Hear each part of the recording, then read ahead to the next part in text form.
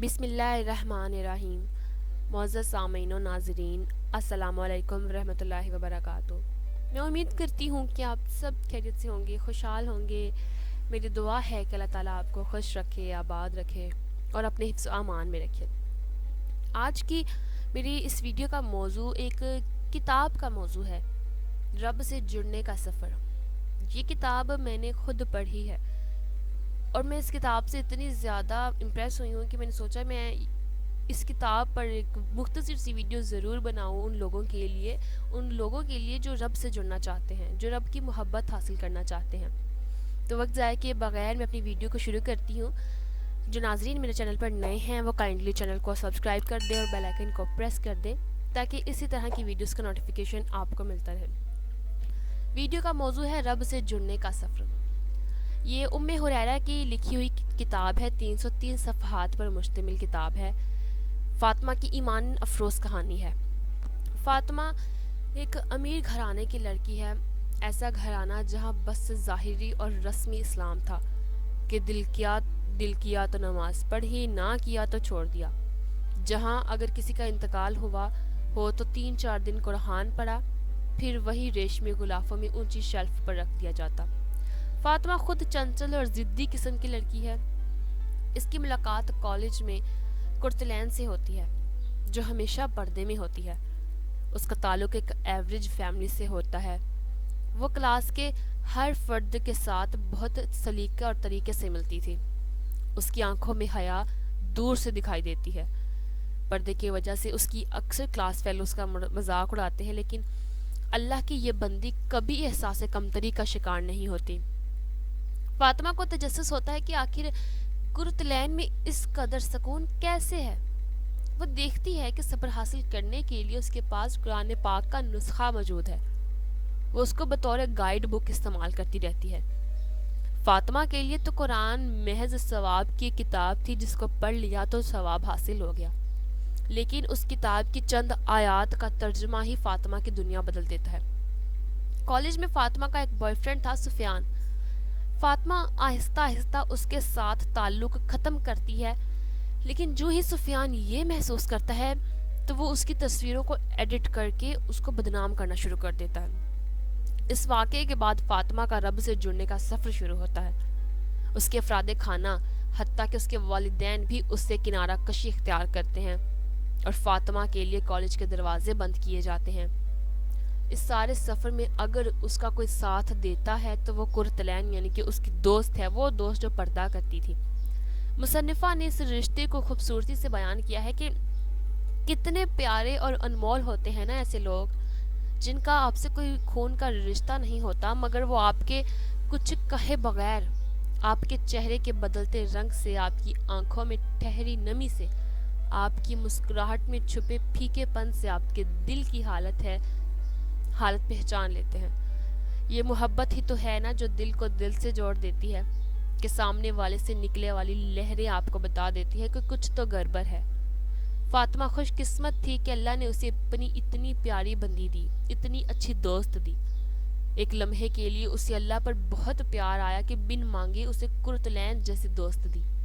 اس کی آنکھوں سے آنسو نکلے اور اس کے گال پر پھسل گئے۔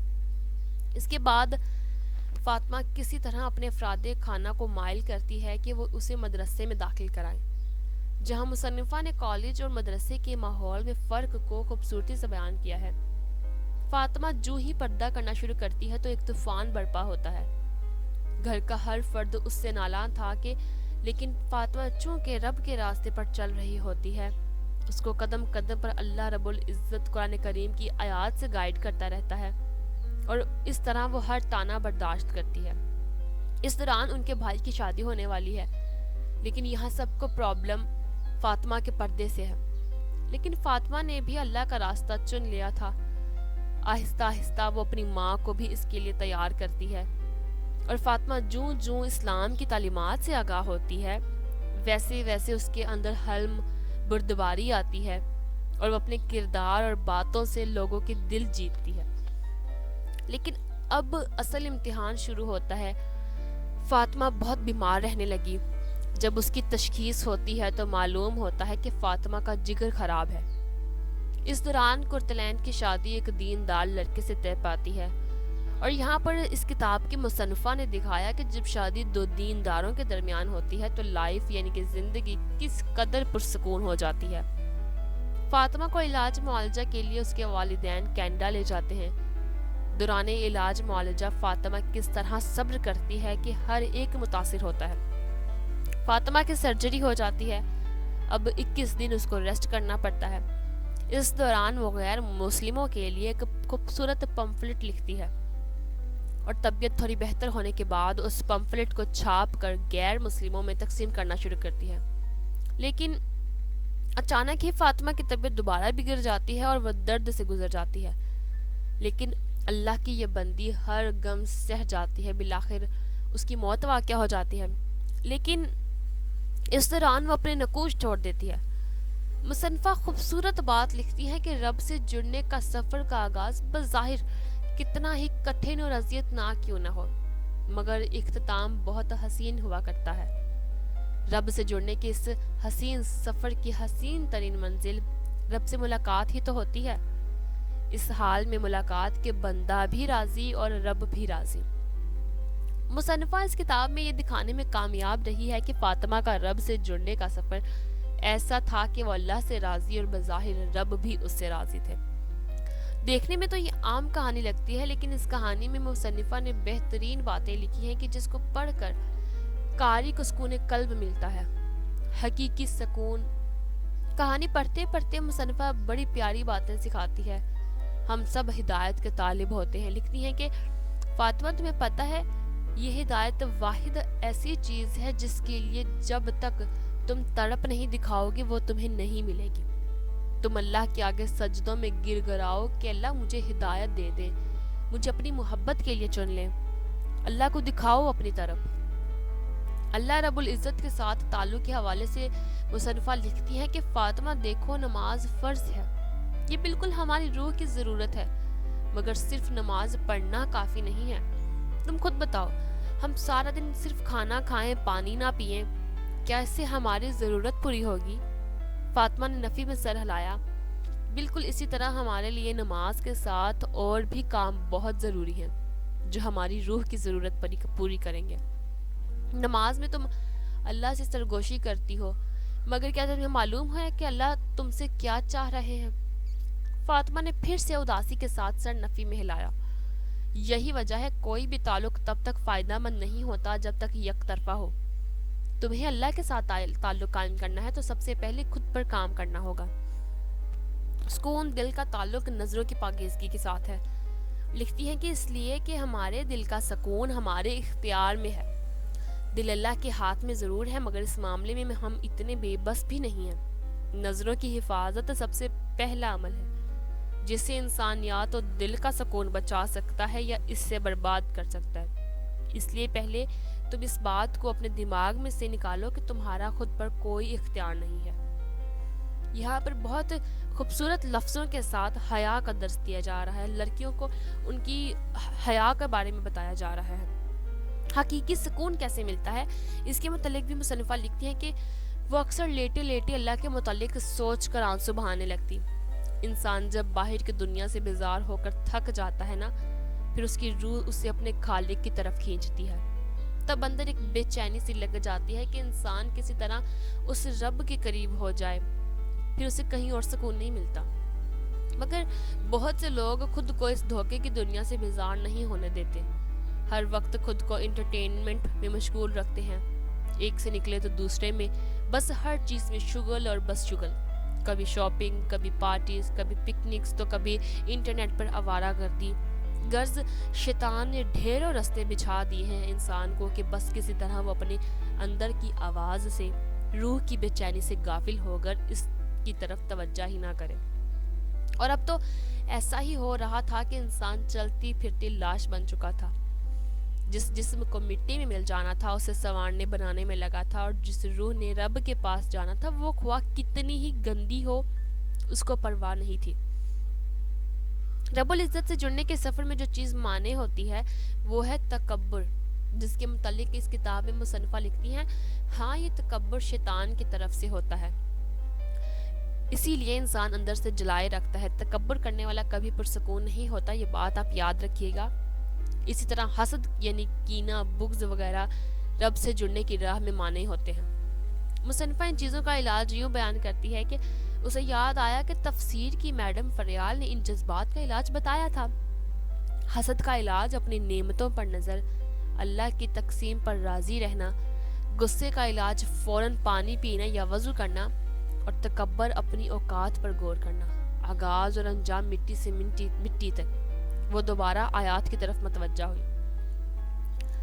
مصنفہ ہر چیز میں مثبت دکھانا سکھاتی ہیں. لکھتی ہیں تمہیں پتہ ہے جب میں پاکستان کے نوجوانوں کو دیکھتا ہوں نہ مجھے بڑا دکھ ہوتا ہے. اللہ نے ان میں بہت پوٹینشیل, بہت خیر رکھی ہے. دیکھو جو انسان کسی دوسرے انسان یعنی کہ نامحرم کی محبت میں سب کچھ چھوڑ سکتا ہے, حتیٰ کہ جان دینے کی حد تک جا سکتا ہے, مال کی محبت میں خود کو دن رات تھکا سکتا ہے, اولاد کی محبت میں راتیں جاگ سکتا ہے, تو سوچو اگر اس کے دل میں اللہ کی محبت آ جائے, جنت کو پانے کا شوق لگ جائے, جہنم سے بچنے کا خوف لگ جائے, تو کیوں نہ وہ اپنی زندگی اپنے رب کے نام کرے گا. وہ اس کی محبت میں خود کو تکانے, راتوں کو جگانے, حتیٰ کہ جان دینے تک کو تیار ہو جائے گا. بس ان کو ڈائریکشن دینے کی ضرورت ہوتی ہے. انہی چھوٹی چھوٹی باتوں سے انسان کو ہدایت ملتی ہے, انہی چھوٹی چھوٹی باتوں پر انسان سیدھے راستے پر آتا ہے. اور اس کے متعلق ایک اور بہت سی باتوں پر فرمایا جاتا ہے کہ حدیث پر کیسے عمل کیا جاتا ہے. مصنفہ نے کتاب میں سمجھایا ہے کہ کئی جگہوں پر حدیث بہت خوبصورتی سے سمجھاتی ہے. صحیح بخاری کی ایک حدیث, جب اللہ تعالیٰ کسی بندے سے محبت کرتا ہے تو جبرائیل علیہ السلام سے فرماتا ہے کہ اللہ تعالیٰ فلاں شخص سے محبت کرتا ہے, تم بھی اس سے محبت رکھو. چنانچہ جبرائیل علیہ السلام بھی اس سے محبت رکھنے لگتے ہیں. پھر جبرائیل علیہ السلام تمام اہل آسمان کو پکار دیتے ہیں کہ اللہ تعالیٰ فلاں شخص سے محبت رکھتا ہے, اس لیے تم سب لوگ اس سے محبت رکھو. چنانچہ تمام آسمان والے اس سے محبت رکھنے لگتے ہیں. اس کے بعد روئے زمین والے بھی اس کو مقبول یعنی محبوب سمجھتے ہیں. یہ صحیح بخاری کی 3209 حدیث ہے. اس حدیث کا عملی پہلو وہ دل نشیں پیرائیں میں بیان کرتے ہوئے لکھتی ہے کہ اس انسان سے بڑھ کر کون خوش قسمت ہوگا جس سے آسمان کے فرشتے محبت کرتے ہیں. تم جانتی ہو آسمان میں کتنے فرشتے ہیں؟ بنش نے نفی میں سر ہلایا اور رسول اللہ صلی اللہ علیہ وسلم نے فرمایا, ان کا بیان فرمان کرتی ہے کہ بے شک جو میں دیکھتا ہوں وہ تم نہیں دیکھ سکتے, اور جو میں سنتا ہوں وہ تم نہیں سن سکتے. سنو, آسمان چرچراتا ہے اور اسے چرچرانا ہی زیب دیتا ہے, کیونکہ وہاں 4 انگلیوں کے بقدر بھی خالی جگہ نہیں ہے, ہر جگہ فرشتے سجدہ ریز ہیں. وہ جیسے آسمان کو تصور میں لاتے ہوئے اپنے نبی کا فرمان سنا رہی تھی. کیا واقعی؟ تو وہ آگے سے کہتی, ہاں نا, یہاں 100-200 لوگ ہمیں جاننے لگے, ہمیں فخر ہونے لگتا ہے. ایک بندہ ہمیں محبت کرنے لگے تو ہم اس پر فدا ہونے لگتے ہیں. سوچو اگر وہاں اللہ کی مخلوق ہمیں جانتی ہو, پوری کائنات کا رب ہم سے محبت کرنے لگے, تو یہی اصل خوش قسمتی ہے. وہ چمکتی آنکھوں سے مسکرائی, تو فاطمہ اللہ کی محبت کیسے ملتی ہے؟ پھر بخاری شریف کی ایک حدیث رسول اللہ صلی اللہ علیہ وسلم سے ہی جواب دیتے ہیں. اللہ تعالیٰ فرماتا ہے کہ جس نے میرے کسی دوست سے دشمنی کی اسے میری طرف سے اعلان جنگ ہے, اور میرا بندہ جن جن عبادتوں سے میرا قرب حاصل کرتا ہے اور کوئی عبادت مجھ کو اس سے زیادہ پسند نہیں ہے جو میں نے اس پر فرض کیا ہے. یعنی فرائض مجھ کو بہت پسند ہے, جیسے نماز, روزہ, حج, زکوٰۃ, اور میرا بندہ فرض ادا کرنے کے بعد نفل عبادتیں کر کے مجھ سے اتنا نزدیک ہو جاتا ہے کہ اس سے محبت کرنے لگ جاتا ہوں. اور پھر جب میں اس سے محبت کرنے لگ جاتا ہوں تو میں اس کا کان بن جاتا ہوں جس سے وہ سنتا ہے, اس کی آنکھ بن جاتا ہوں جس سے وہ دیکھتا ہے, اس کا ہاتھ بن جاتا ہوں جس سے وہ پکڑتا ہے, اس کا پاؤں بن جاتا ہوں جس سے وہ چلتا ہے, اور اگر وہ مجھ سے مانگتا ہے تو میں اسے دیتا ہوں. اگر وہ کسی دشمن یا شیطان سے میری پناہ مانگتا ہے تو میں اسے محفوظ رکھتا ہوں. اور میں جو کام کرنا چاہتا ہوں اس میں مجھے اتنا تردد نہیں ہوتا جتنا کہ مجھے اپنے مومن بندے کی جان نکالنے میں ہوتا. اور وہ تو موت کو بوجہ تکلیف جسمانی کے پسند نہیں کرتا, اور مجھ کو بھی اسے تکلیف دینا برا لگتا.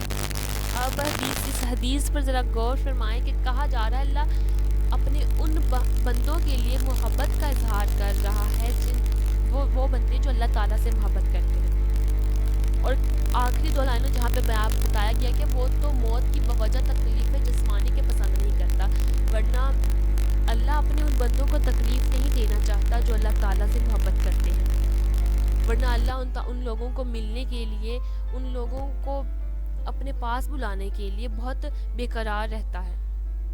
اس حدیث میں صوفیانہ عقائد کی طرف لوگوں کی غلط فہمی نہ ہو، وہ اس غلط فہمی کو دور کرتے ہوئے مصنفہ لکھتی ہیں کہ اس طرح کے صوفیانہ عقائد کے اسلام میں کوئی گنجائش نہیں ہے۔ یہ اللہ کا انسان کے اندر حلول کر جانا، وحدت الوجود کا عقیدہ تو کفری عقیدہ ہے۔ اس کے بعد خود ہی حدیث کے الفاظ کی تشریح بیان کرتی ہے۔ اس کا یہ مطلب ہوا کہ جب اللہ کسی انسان سے محبت کرنے لگتے ہیں تو اس کے یہ تمام اعضاء جن کا اوپر والی میں نے جو پہلے حدیث بیان کی ہے اس میں ذکر ہے، سب اللہ کی مرضی کے مطابق استعمال ہونے لگتے ہیں۔ انسان نافرمانی اور گناہوں کے کاموں سے بچنے لگتا ہے۔ اللہ اس انسان کو خود سے شہوات اور گناہوں سے بچا کر رکھتے ہیں، اس کو چن کر اپنے لیے خالص کر لیتے ہیں، جیسے حضرت یوسف علیہ السلام کو خالص کیا تھا، جیسے انہیں گناہوں سے بچا لیا تھا۔ قرآن کریم سے بندے کا تعلق وہ کس قدر عمدگی سے تحریر کرتی ہے کہ جب میں قرآن پڑھتی ہوں نا تو میرا دل تشکر کے جذبات سے بھر جاتا ہے۔ یہ 7 آسمانوں کے پار سے آیا کلام، یہ الفاظ جنہیں حضرت جبرائیل علیہ السلام نے پڑھ کر سنایا، جو رسول اللہ صلی اللہ علیہ وسلم کی زبان سے نکلے، جب میں دیکھتی ہوں نا کہ میں انہیں چھو سکتی ہوں، پڑھ سکتی ہوں، مجھے بے تحاشا رونا آتا ہے۔ چہرے کے پردے کے بارے میں قرآن اول سے اختلاف رہا ہے۔ مصنف نے اس ناول میں چہرے کے پردے کو ثابت کرنے کی کوشش کی ہے، جو کہ میرے نزدیک ناول میں ہونا چاہیے تھا۔ کل ملا کر یہ کتاب اس روح کے لیے باعث تسکین ہے جو رب سے جڑنا چاہتی ہے۔ یہ کتاب انسان کو صبر سکھاتی ہے، اس سے اللہ کے راستے پر چلنا آسان لگتا ہے اور بندے کو پرسکون زندگی کا احساس ہونے لگتا ہے۔ یہ کتاب جب میں نے پڑھی تو مجھے میرا ایمان تازہ ہو گیا اور ایسا محسوس ہوا جیسے اللہ تعالیٰ براہ راست مجھ سے محبت فرما رہے ہوں۔ یہ ان لوگوں کے لیے ایک مکمل کتاب ہے جو لوگ اللہ تعالیٰ کی محبت حاصل کرنا چاہتے ہیں، ہدایت حاصل کرنا چاہتے ہیں، اور میں امید کروں گی ناظرین کہ یقیناً آپ کو یہ ویڈیو اچھی لگے گی۔ جو لوگ کتاب نہیں پڑھنا چاہتے، جنہوں نے میری یہ ویڈیو دیکھ لی ہے، ان کو وہ تمام ہدایات، تمام سبق مل گئے ہوں گے جو آپ کتاب پڑھ کر حاصل کر سکتے ہیں۔ میں آپ سب کو پھر بھی ایک دفعہ کہوں گی کہ رب سے جڑنے کا سفر کتاب کا ٹائٹل ہے، آپ ضرور پڑھیے گا، آپ کو بہت اچھی لگے گی یہ کتاب، اور یقیناً آپ کے دل میں اللہ تعالیٰ کی محبت اور زیادہ بڑھ جائے گی۔ اگر آپ کو یہ میری ویڈیو اچھی لگی ہو تو لائک، شیئر اور کمنٹ ضرور کیجیے گا، اور کمنٹ سیکشن میں اپنی قیمتی رائے کا اظہار ضرور کیجیے گا۔ کائنڈلی چینل کو سبسکرائب کر دیں اور بیل آئیکن کو پریس کر دیں تاکہ جب میں کوئی بھی اس طرح کی ویڈیو اپلوڈ کروں تو آپ کو نوٹیفیکیشن مل سکے اور آپ دیکھ سکیں۔ اپنی دعاؤں میں یاد رکھیں۔ اللہ حافظ۔